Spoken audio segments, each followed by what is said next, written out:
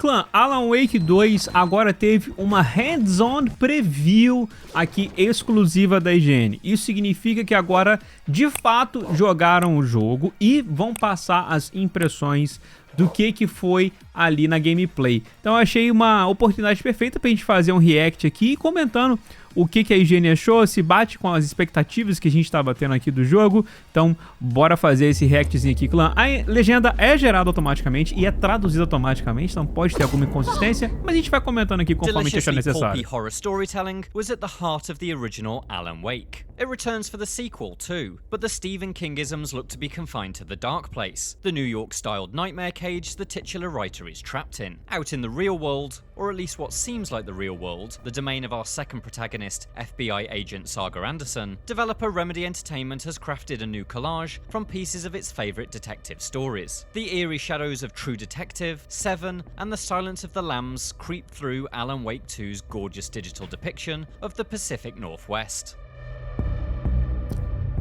O que já era da gente se esperar, né? Ter essa pegada bem diferente uma do outro. I visited Remedy Studio in Finland to play Alan Wake 2. Across more than an hour of play, I experienced the entirety of Local Girl, the third chapter of Saga's story. Within it, I saw plenty of things that will make long-term Alan Wake devotees happy. Manuscripts still litter the world, as do blue thermos flasks. There are generators to power up, and your shadow-burning flashlight is still a fundamental part of combat. A pair of aging rock stars make a very welcome return. Thor and Odin are not here. They are old tricksters always sneaking off.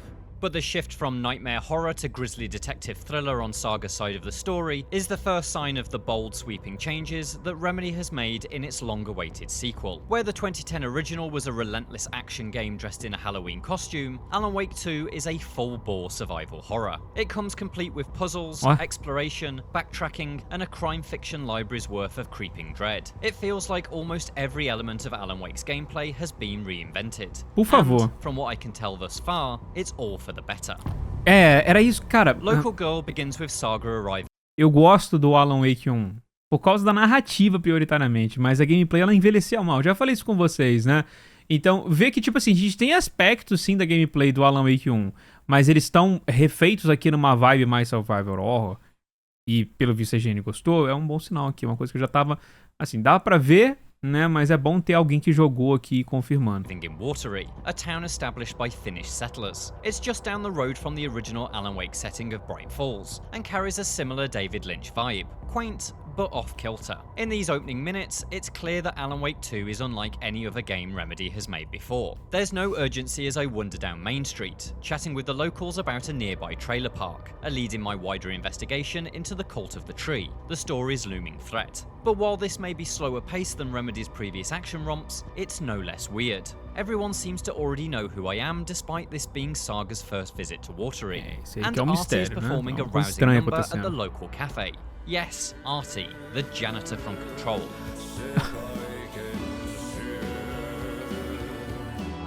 Era o zelador do Control, mano. Não tinha notado but isso. The atmosphere certainly is. Oh, the road's flooded. But if you just follow this trail behind me, it'll lead you there. A chat with entrepreneurial oddballs the Koskela brothers puts me on the trail of some spare keys for the trailer park, which are locked up in the gift shop of Coffee World, a local theme park. My journey there reveals that Alan Wake 2's world is built entirely different from its predecessor. Rather than the A to B shooting galleries that made up the original game, Watery is an open hub of snaking forest trails that can be freely explored and backtracked through. This has affected the scenario design. Across the duration of the chapter, my objectives take me back and forth, discovering and revisiting locations as new items and information expand the story. I'll play along for now. I need the key to that trailer.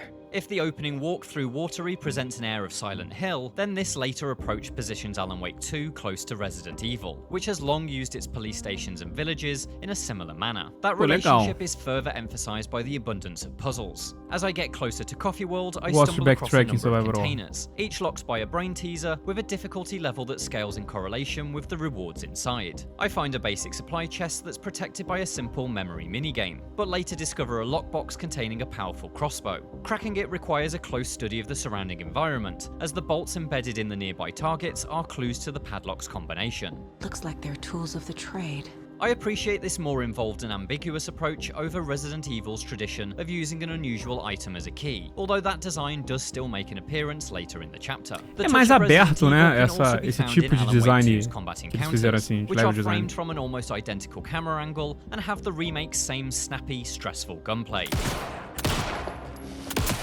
There's a grisly wound system too, that opens up wet cavities with each gunshot. But that familiar foundation is blended with more original Remedy ideas. The dodge returns from the first game, so ducking beneath hurled hatchets and melee swipes is still part of the rhythm. And then there's the core of Alan Wake's DNA, the flashlight. Enemies are still cloaked in shadow, which must be burned away with the beam of your torch before bullets will inflict damage. It's great to see that unique mechanic return, not only for its ties to the lore, but also because it provides a distinct, tension-laced two-step approach to every enemy.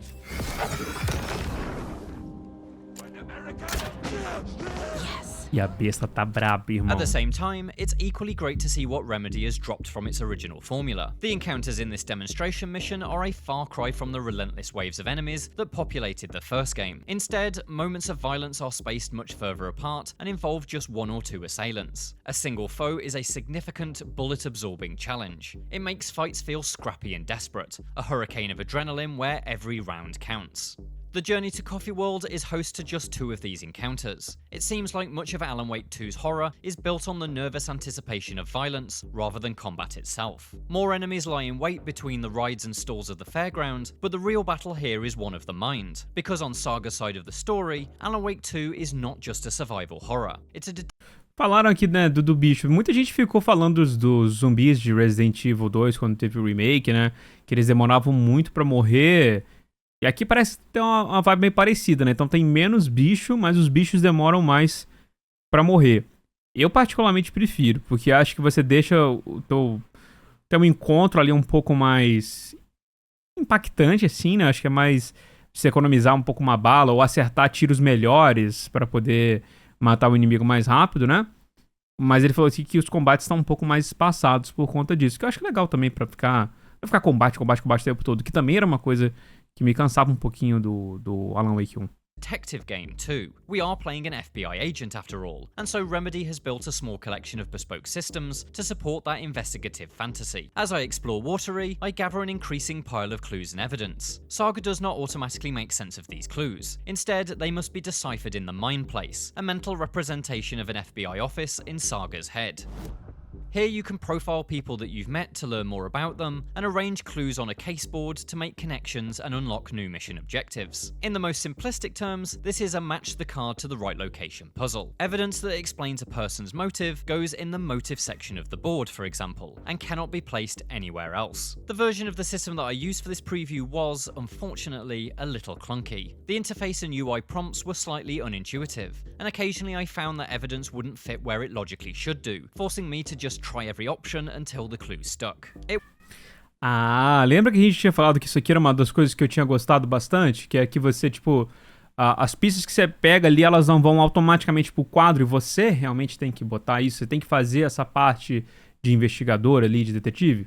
Eu tinha gostado, porém aqui o cara da IGN falou que a interface não é muito intuitiva para poder botar ali e que às vezes agarra, né? E ele falou também que você não pode sair botando em qualquer lugar, né? Tem algumas subseções que eu acho que são essas partes aqui em cima, né? Também te ajudam a separar o que é o que das pistas que você estão botando, né? Então você não pode botar qualquer parada, tipo assim, de pista aqui, de tranca, você botar na arma, sabe? Então você não é tão livre assim. Então eu acho que por um lado te ajuda um pouquinho, mas ele falou que o fato de a ação de você botar não tá tão fluida assim.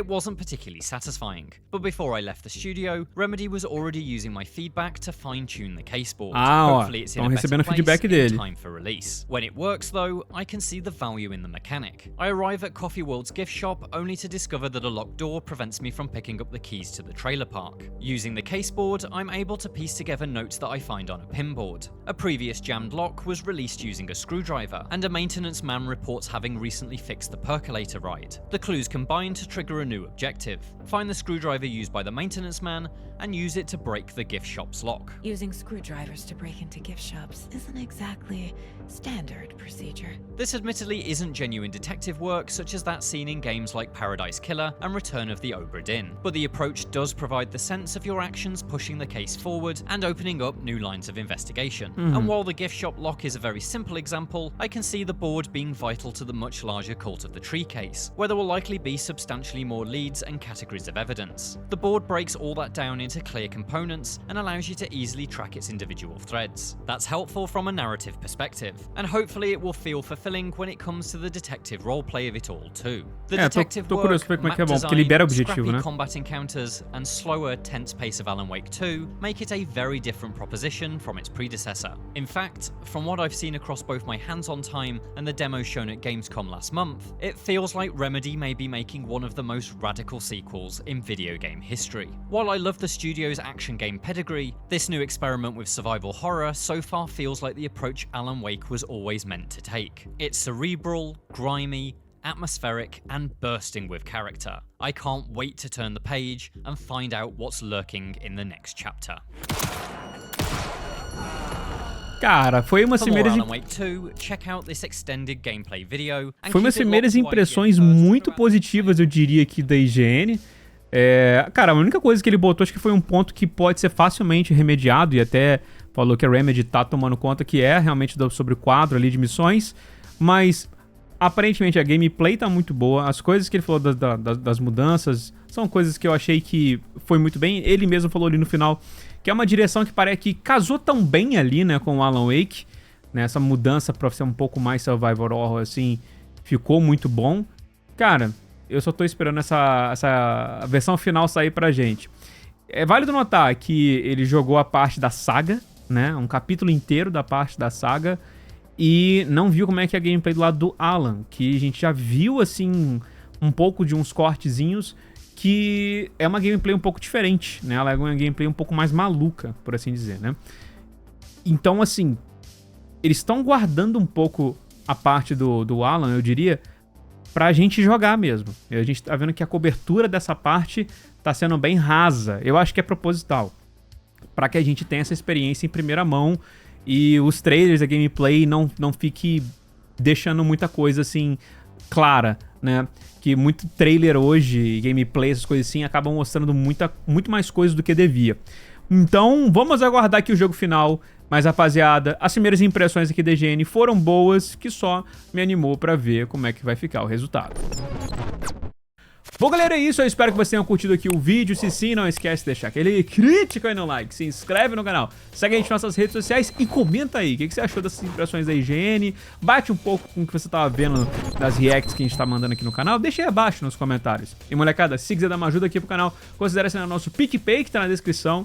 Assinar, você vai estar ganhando algumas recompensas e vai estar ajudando a gente a ficar independente pra gente só produzir conteúdo aqui pra vocês. Mas, se quiser dar uma ajuda menos compromissada, tem a nossa coleção de camisas da loja.com.br/ataque-crítico pra você ficar no estilo, também um cupom pra você usar na sua assinatura do Nerd ao Cubo, receber itens nerds todos os meses com desconto e um cupom pra tua lente VR pra proteger teu visor e não precisar mais usar óculos de grau enquanto estiver jogando. Beleza, meu clã? Ficando por aqui então, valeu, um abraço e até mais!